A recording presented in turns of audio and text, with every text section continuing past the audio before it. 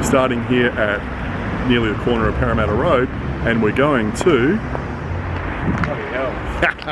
Right, here we are at Crane Street, and unfortunately, I'm dizzy now, the section behind us is not included in the plan.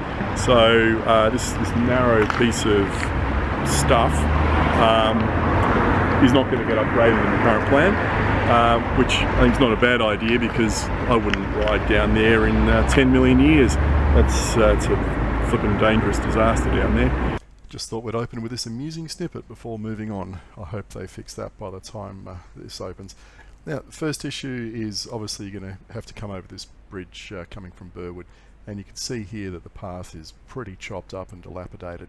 And I've had a good look at the maps that were sent out by council showing what they're going to be doing here, and I've zoomed in, and no matter how much I zoom in on the map, I can't see what the heck they're going to do with this little short section here from the end of this bridge down to the corner.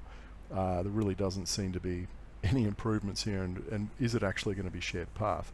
So all it really says here over on the left hand side at Parramatta Road is there's going to be improved accessibility at Parramatta Road intersection, but really nothing else. It doesn't say anything about going 20 or 30 metres up Parramatta Road and then turning around and coming back on the bridge. So that's the first uncertainty. Issue here at Broughton Street is what we're standing on is currently a footpath, and they're planning on just turning this into a shared path on both sides, but there's going to be no pedestrian crossing here. And you keep riding up there towards Parramatta Road, and presumably it's going to be a shared path around the corner to the bridge, but we don't know because you can't see it on the plans. But this is certainly the main concern. Now, the reason council doesn't want to put a pedestrian crossing here is 3 o'clock in the afternoon on Monday to Friday. Broughton Street is full of cars with parents coming to pick the kids up from St Mary's Catholic Parish School. And funnily enough, I was here during the week, rode up here just out of interest, and there were cars stopped in the street here with the drivers in the cars all on their phones at about 10 to 3, all sitting there waiting for 3 o'clock, and then hop out of the cars and walk up here and pick the kids up. So strangely enough, a lot of the people who are going across these Broughton Street, whatever that one there is, are actually the parents and kids who go to this school, but they don't want to put a crossing in at either of these streets because it will then impact on the parents queuing to get out of here. And I'll tell you what, this corner is chaos around 3 to 3:30. That's what I saw with just the density of traffic. Ahead, just very carefully watch. See that silver car that's pulling in at the head of the queue?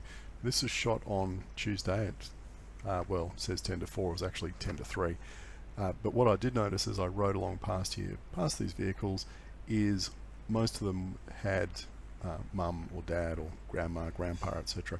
sitting in the car, engine running, on the phone, obviously waiting to do the school pickup. So this isn't long-term parking that's required.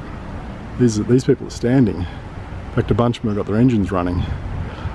I guess in about the next 15-20 minutes they're all going to bugger off. So yeah, people that want parking, this is what they want it for. Not all day, like half an hour for school pickup time. Now the next section at high speed on a Tuesday afternoon. As you can see, there's quite a few cars sitting here, but just like the last section, a number of these were sitting there running with the people in the car. And here you can see the queue forming. This driver just coming around the corner, and yep, that's illegal, but I'm sure plenty of this happens, as it does at all school corners with intersections like this. Corner of Broughton Street, same story. So that grey car at the front, it's got someone sitting in it. There's 2 cars down here, people sitting in it. You can see the mums now walking up to pick up their kids. So I think it's a lot of temporary parking more than anything else. A lot of engines running.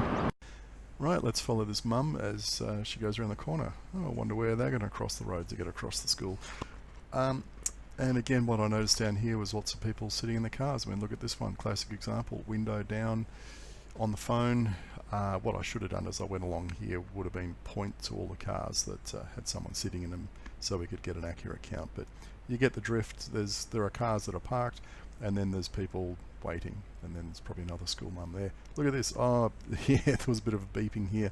Thought I was going to have Australia dash cams moment there with two cars running into each other, but yeah, it's the kind of stuff I guess that happens around here a lot. You know, lots of people rushing around like lunatics. You can see up ahead here on the left, brake lights are on. Obviously someone's sitting in that car, as I said. You know, it's more of a standing zone than anything else. We zoom down the hill and look, there's probably another mum coming to pick the kids up. We come into this street. I mean, we're not that far away from the school, are we? And look, huge wide open street. If they wanted to put more parking in here, they could even do you know, nose in parking, I guess, if they wanted to, because you know, you could turn this into almost 2 lanes each way. I've just come down Broughton Street, and on both sides of the road there were a total of 7 people sitting in their cars, engines running on their phones, just waiting for school pickup. Now you can see here I'm in the next street down, and there is tons of parking at this time of the day. So I think a lot of it just comes down to people don't want to park here, walk up to that corner and then go around the corner to wherever they're going. They want to have the convenience of parking up there on Broughton Street and having the shortest possible walk. That's what it really comes down to, just sheer convenience, or you could call it laziness. This next section's out of scope, but notice the brake lights on there. These cars, again, most of the people are sitting in them, or there's trailers, there's a person there, who are all waiting to turn right there where that car just went, because that's Stanley Street, and they are going up to queue outside. So now we're at Park Avenue.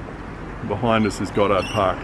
Now the plan the council's got here is the curb is going to be pushed out a bit, to, I don't know, about 6 feet or so. So about where I'm standing here, the curb will come out. There'll be a blister island, whatever you call it, and this piece of road here is going to be narrowed somewhat. So there won't be such a big gap to go across. But for cars coming up here, or drivers coming up here, there's no stop sign, no give way sign, no nothing. There's no wombat crossing, no pedestrian crossing, no raised crossing.